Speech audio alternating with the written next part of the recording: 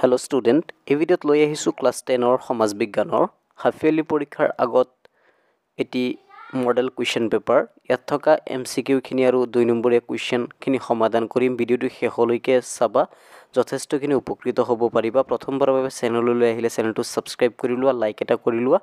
তো ফাৰ্ষ্টত চোৱা, শুদ্ধ উত্তৰ লিখিব লাগে। ৰিজলি পেপাৰ বুলিলে তলৰ কোনটোক বুজা যায়?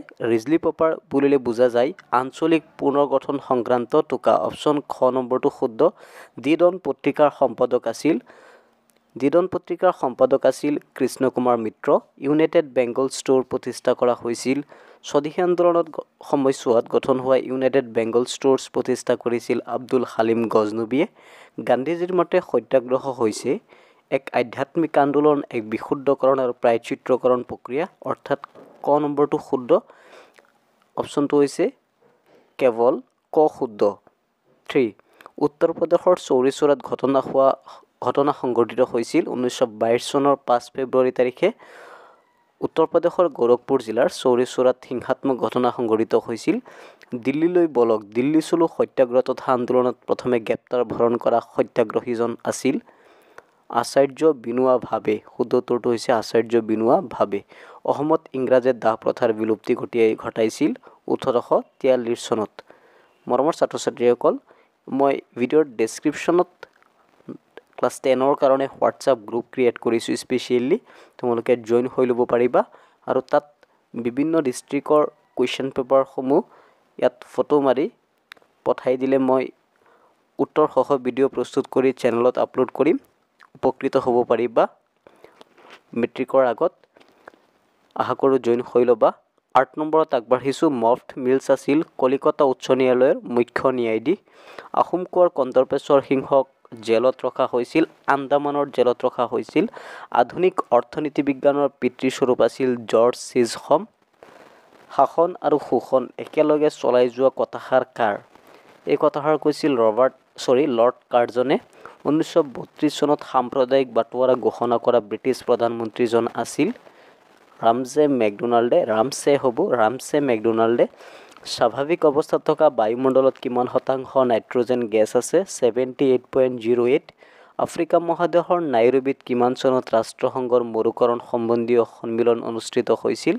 1977 চনত। এচিড বৰষুণ কিহৰ ফলত সৃষ্টি হয়? এচিড বৰষুণ সৃষ্টি হয় বায়ু প্ৰদূষণৰ ফলত। বায়ুমণ্ডলত সেউজগৃহ গেছৰ পৰিমাণ কিমান? 0.1%। ইউৰাল পৰ্বতমালাই সীমা নিৰ্ধাৰণ কৰা মহাদেশ দুখন হৈছে? ইউৰাল পৰ্বতমালাই সীমা নিৰ্ধাৰণ কৰা পৰ্বতমালা দুখন হৈছে ইউৰোপ আৰু এছিয়া মহাদেশ। Next 18 number. 8000 কিলোমিটাৰ দৈৰ্ঘ্যৰ কোনটো পৃথিৱীৰ দীৰ্ঘতম পৰ্বতশ্ৰেণী? এণ্ডিছ পৰ্বতমালা। এছিয়া মহাদেশৰ মুঠ মাটিকালি কিমান? 44.6 নিযুত বৰ্গ কিলোমিটাৰ। গডউইন অষ্টিন বা মাউণ্ট কেটু কোন পৰ্বতমালাৰ অন্তৰ্গত? কাৰাকোৰাম পৰ্বতমালাৰ অন্তৰ্গত। তাৰপিছত নেক্সট, কেবিনেট মিছন ভাৰতলৈ কেতিয়া আহিছিল? 1946 চনৰ মাৰ্চ মাহত আহিছিল। তাৰপিছৰটো চোৱা, ভাৰতৰ বাবে ৰচনা কৰা সংবিধান সভাৰ প্ৰথম বৈঠকৰ সভাপতি আছিল ডক্টৰ সচ্চিদানন্দ সিনহা। নেক্সট, ভাৰতৰ নতুন সংবিধানখন কেতিয়া বলবৎ কৰা হৈছিল? 1950 চনৰ 26 জানুৱাৰী তাৰিখে।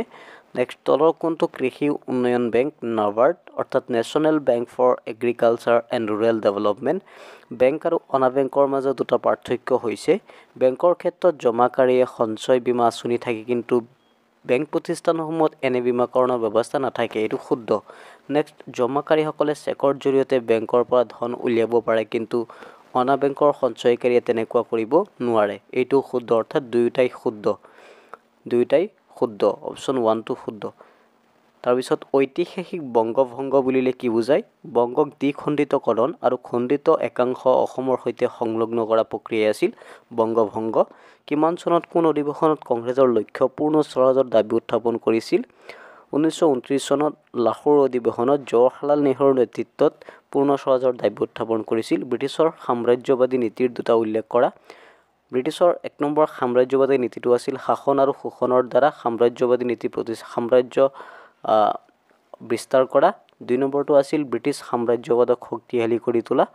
তাৰপিছত সম্পদ সংৰক্ষণ বুলিলে কি বুজায় কোনো ধৰণৰ বিনাশ আৰু অপব্যৱহাৰ নোহোৱাকৈ সম্পদৰ সাম্ভাব্যপূৰ্ণ ব্যৱহাৰ বা ধাৰণাকে সম্পদ সংৰক্ষণ বুলি কোৱা হয় নেক্সট কুৱেশ্যনটো চোৱা মৰুকৰণত অৰিহণা যোগোৱা দুবিধ মানৱসৃষ্ট কাৰকৰ নাম মৰুকৰণত অৰিহণা যোগোৱা দুটা মানৱসৃষ্ট কাৰকৰ নাম হৈছে অত্যাধিক পশুচাৰণ আৰু বননি ধ্বংস তাৰপিছত ইয়াত 31 32 33 34 ইয়াত আকৌ 2 নম্বৰীয়া কুৱেশ্যন কেইটামান আছে তোমালোকে কুৱেশ্যন কেইটা শিকি ল'বা চমুটোকা আহিছে দুটা চমুটোকা মাৰ্গাৰেট এলিজাবেথ নোবেল জালিয়ানৱালাবাগৰ হত্যাকাণ্ড এছিয়া মহাদেশৰ নদ নদী যিকিনো দুটা লিখিলেই হ'ল তিনিটা লিখিব লাগে 2 মাৰ্ককে আছে এইখিনি আছিল কুৱেশ্যন পেপাৰ ভিডিঅ'টো ধৈৰ্য সহকাৰে চোৱাৰ কাৰণে সকলোলৈ ধন্যবাদ থাকিল আজিৰ কাৰণে ইয়াতে সামৰিলোঁ ধন্যবাদ